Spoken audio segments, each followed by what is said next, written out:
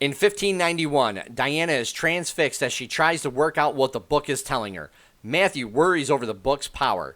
Hello, everybody. I'm Steve from VALHARTV, and today I'll be reviewing A Discovery of Witches, Season 2, Episode 8.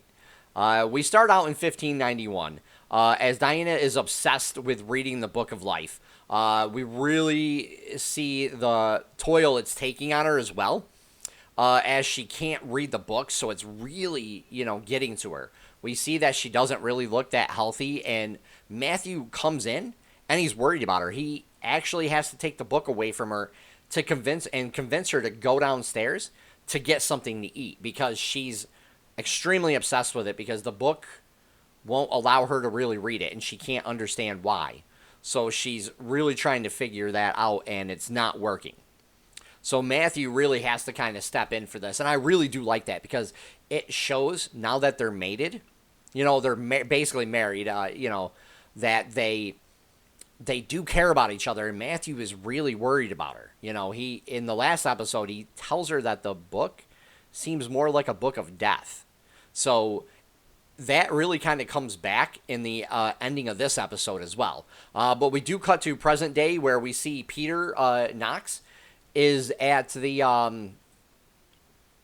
Prague site for last episode, where we get to see Kelly's pages, and he learns about the fact that Kelly had ripped 3 pages out of the Book of Life and given them to the 3 different species. So Peter goes and tells Jabber about it, and Jabber tells him to start getting the pages together so they can get the book. But I really like this dynamic, because it's a really kind of loose alliance between them, because each one wants the book for their own purposes. So they're trying to use the other person to get it. And I can't wait to see the payoff for this alliance. We also get to see that Marcus is trying on different shirts. So we do cut to his scene. And he's trying on different shirts because he's going to go see Phoebe. It's not Sophie. Phoebe. And he's going to return an item she left at his place. It's like a scarf or a shawl. And when he shows up, he gives it back to her, and she's not happy to see him, because he's like, I told you the truth, but, she's like, if I want stories, I'll go into the archive. And he's like, well, here, check this out then. This is a necklace from the Knights of Lazarus, and he tells her about the order. And I was like, wow, dude, I'm like, you're playing a dangerous game, because, revealing this stuff to humans I thought was forbidden, and that the human would have to be killed, or you would even get killed too. So he's playing an extremely dangerous game with her. But it does show that he actually likes her. So he's trying to go out of his way to convince her that he's telling the truth.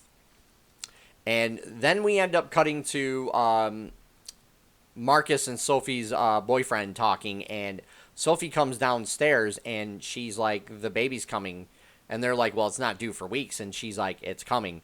So they have to rush her to the hospital.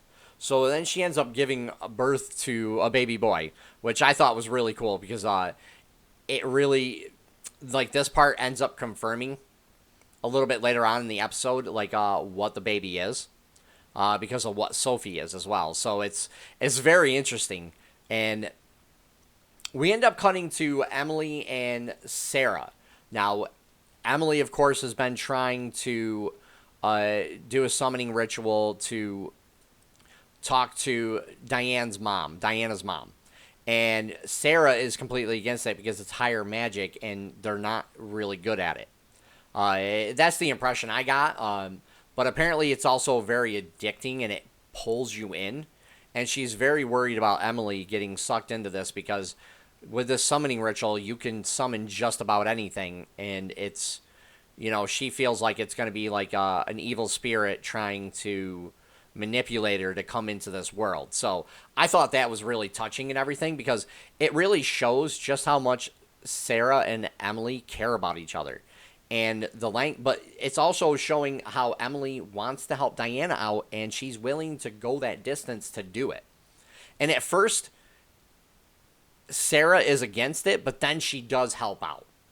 And this is where things get really interesting, because we see Marcus is hurt that everyone lied to him about his blood, and didn't trust him with the truth, and he's really, really hurt by it, and so he's making rash decisions, and like on what he wants to do with his life, and he's really got to make the decision on whether he gives everything up and tries to lead a normal human life with Phoebe, or continue forward with everything. And Phoebe actually helps him make that decision, which I thought was really kind of nice, because it was touching. So we also see Marcus go and visit Baldwin, and they get into an argument. Now, this is really, really good because we really get to see Baldwin be extremely petty in Marcus's decision. And Baldwin has to really make a decision of his own as well, and he literally tells Marcus that he doesn't take orders from him because he's too young, apparently, or something stupid. So I really liked that part where Baldwin gets extremely petty when he doesn't get his way. But he does respect Matthew, but Matthew's gone at this point.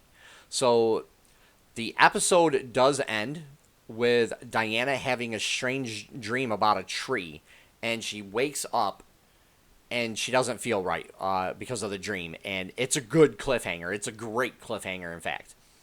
The effects in this were really good. We get to see the book pages moving, things like that, as Diana's trying to read it. And the summoning magic that Emily and Sarah do at this ritual site was really cool as well, because you get a clearer picture of Diana's mom in this.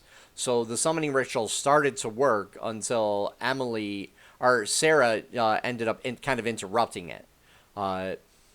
The acting overall was good. I do like how Phoebe was really excited about Marcus having certain powers, especially as they're going through, and she's like, oh, can you turn into a bat? Can you turn into this? And he's like, no, that's just in movies. And she's like, oh, it's disappointing, And so I thought that was really, really fun to watch.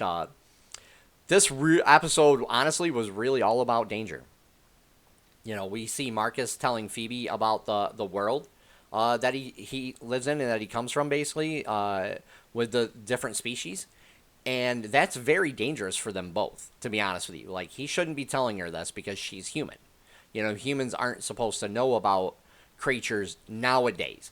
Back in the old days, there was specific humans that knew about them and used them. So nowadays, it's more, like they're just myths.